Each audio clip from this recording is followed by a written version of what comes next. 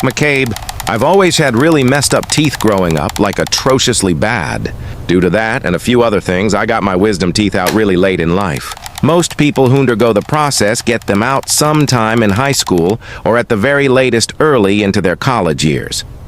But I was different. I didn't even sit down for a consultation until after graduating college. The process was incredibly painful and one of the most irritating things I've gone through in my entire life. I'm not going to bore you with all the details about my recovery, but there is something you need to know. For whatever reason, the pain I was experiencing was so bad that I couldn't sleep through the night without taking pain medication. I developed the system where I would wake myself up every 3 hours to take another pill, cycling between the two medications I'd been prescribed. It was awful, but it was the only thing I could do to prevent these massive toothaches that would quite literally have me in tears. It should go without saying that my sleep schedule was downright awful during that period. My body started getting used to 3-hour cycles of sleep followed by periods of being awake, and it was difficult to return to normal even after my recovery was over. That was honestly the worst part, the sleep.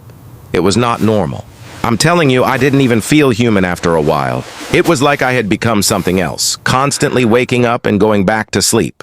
I don't even want to think about it. One night, I'm pretty sure it was during the first week of recovery, I was up at like 4 a.m. to take my meds again.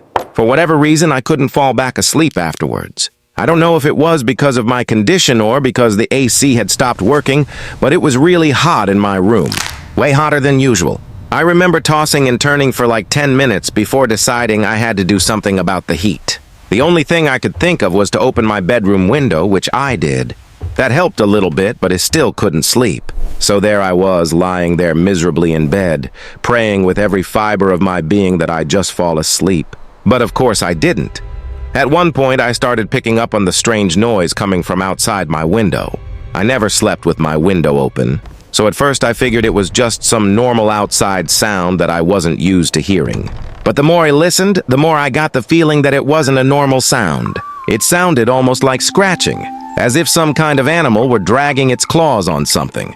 That's the best way I can describe it. At one point, the noise got louder, and I realized it sounded like it was coming from above, from the roof. And then a few seconds later, the noise started moving above me, gradually fading out of earshot. I was pretty positive at that point that it was some kind of critter messing around on the roof. My family lives in a woodsy area, so we've had our fair share of curious raccoons and pest infestations. I really wanted to just ignore it and go back to sleep. But I knew my dad would be livid if something burrowed into our attic again. So I had to do something, plus it wasn't like I was on the brink of falling asleep anyway. I was wide awake, so without much thought, I threw my covers off, jumped out of bed, and started making my way to the garage. From there, I grabbed one of my dad's heavy-duty flashlights and walked back through the house to the back door. My room sits on the first floor near the back of the house where the roof is the lowest, so I figured I'd check over there first. I made it to the spot outside my bedroom window and started sweeping the flashlight beam across the roof. I didn't see anything up there, so I sighed and figured the animal had crawled to a different part of the roof in the time it had taken me to get outside.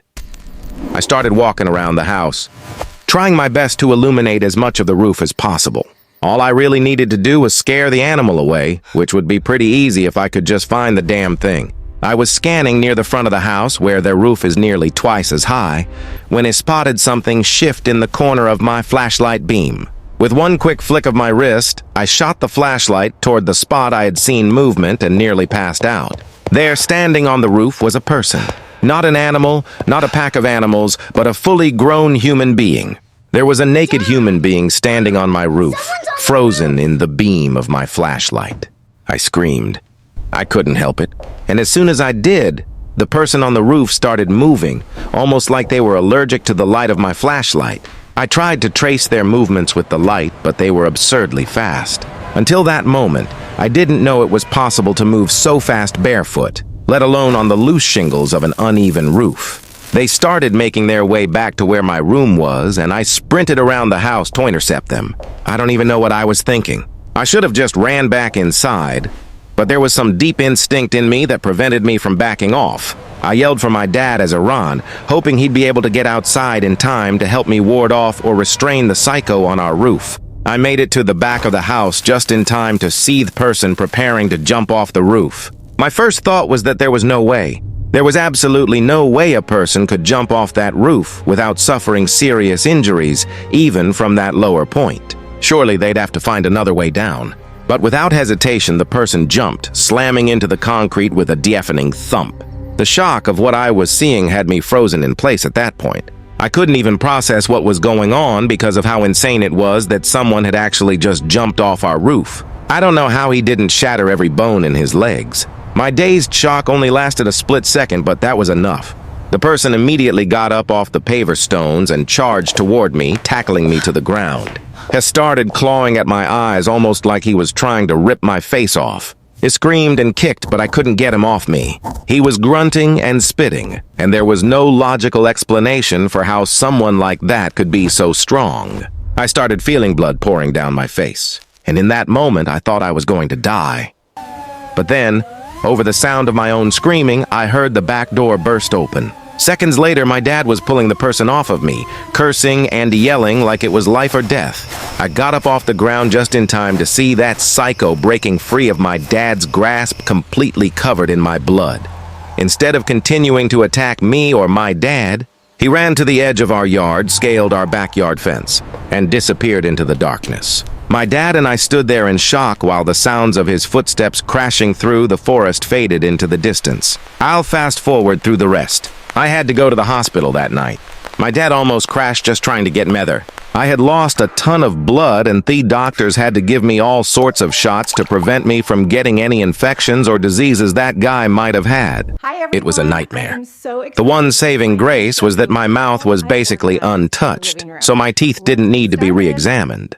The police were useless, not like they could have done much anyway. They said searching the woods would be unfeasible given how vast it was, and insisted that simple security cameras would have prevented the whole thing. My dad later discovered that the person on the roof had been trying to dig into our attic, just like an animal would. Ironically, it wasn't my dad Orm who was the most affected. It was my mom. She cried about this incident so many times, and she was actually the one who went ahead and upped our home security. I still have no explanation for what happened that night. Who that guy was, where he had come from, and how he had even found our house are just a few of the 1,000 questions about that night that I fear will never be answered. My house is a very unique design. Well, I call it unique, but I bet a lot of people would call it weird instead. And actually they have.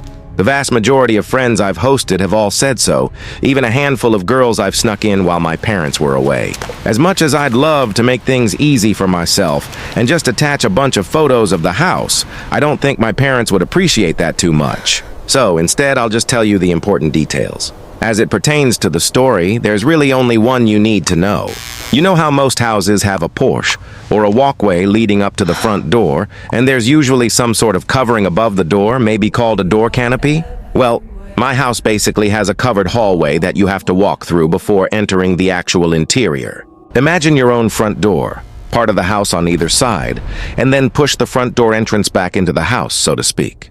It's essentially like walking in between two parts of the house without even being inside. This is all to say that my bedroom is on the first floor, right next to the external hallway that leads to the front door.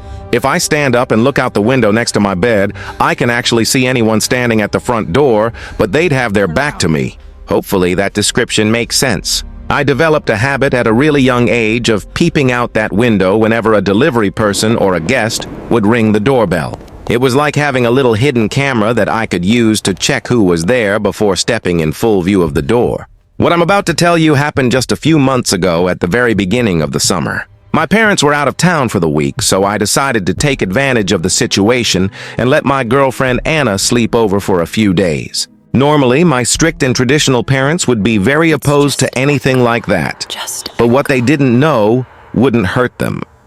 Plus, they'd met Anna a million times, so it wasn't like I was bringing an unwelcome stranger into our home. The first night was relatively uneventful, just a chill movie night with some snacks and a few glasses of wine. We went to sleep at a reasonable hour and went for a dip in the pool the following morning. I'm not really much of a party person, and neither is Anna. So, we were more than happy to just spend some time together relaxing, playing games, and watching TV. The second night was when things went down. It was probably sometime around midnight. We were pillow talking in the dark, about to go to sleep, when I heard something from outside. It sounded like a screeching or something being dragged. I shushed Anna and listened, trying to figure out what I was hearing. It sounded like it was coming from the driveway, which is off to the side of the house. That alarmed me mostly because it meant the sound was coming from really close to the actual house. I listened a little while longer and realized it was the sound of one of my dad's trash cans being moved around. He sometimes keeps them in front of the garage, and I was pretty positive I had seen a couple of them out there earlier that day. My first thought was that he hadn't fully emptied them, and some animal was poking around looking for scraps or food or something. Still though, animal or not, hearing things moving around in your driveway is creepy, especially when you're the only one home and it's too dark to see anything. I told Anna to stay put, telling her that I was going to go shoo away the raccoon or other animal that was rummaging through the trash. Then I calmly walked out of my room and over to the front door. I flicked on the switch for the exterior lights, but they didn't illuminate the driveway enough for me to see anything, just the front yard and the porch. So reluctantly, I opened the door and walked outside, hoping my presence would be enough to scare off whatever was out there. I stood on the porch for a few seconds, waiting to hear scampering or see an animal run across the yard, but nothing happened. In fact, even the sound of the trash can had stopped. I figured there was a slim chance that whatever had been there had already run away, but concluded it was unlikely since I had been watching and listening the whole time. So, even more reluctantly, I clicked on my phone flashlight and started walking down the front steps toward the driveway. As I got closer, I realized that one of the trash cans had indeed been messed with. Two of them were sitting against the garage door, but one of them was completely overturned with its contents scattered across the driveway. I groaned, knowing I was going to have to clean up the mess. I should mention that I didn't see anything out there even after approaching, so I figured the animal had slunk away without me noticing. Just to be completely sure, issued my flashlight all around the trash cans, but there was still nothing there. So, that confirmed it. Without much more thought, I started picking stuff up from the driveway and throwing it back in the trash can. After I finished with that, I went back inside, opened the garage door, moved the trash cans inside, and locked it. I didn't want to run the risk of something returning later and waking me up. Then I went back to bed. Anna was still awake, but barely. I could tell she was about to fall asleep. So I gave her a gentle kiss on the forehead and tried to get comfortable on my side of the bed without disturbing her too much. I was in that in-between phase of consciousness and unconsciousness where you're half dreaming but can pull yourself out of it if you concentrate, and that's when I heard something. This gentle tapping noise like metal on glass. I was convinced it was part of the half dream I was having, but something about it was just the slightest bit too unsettling. So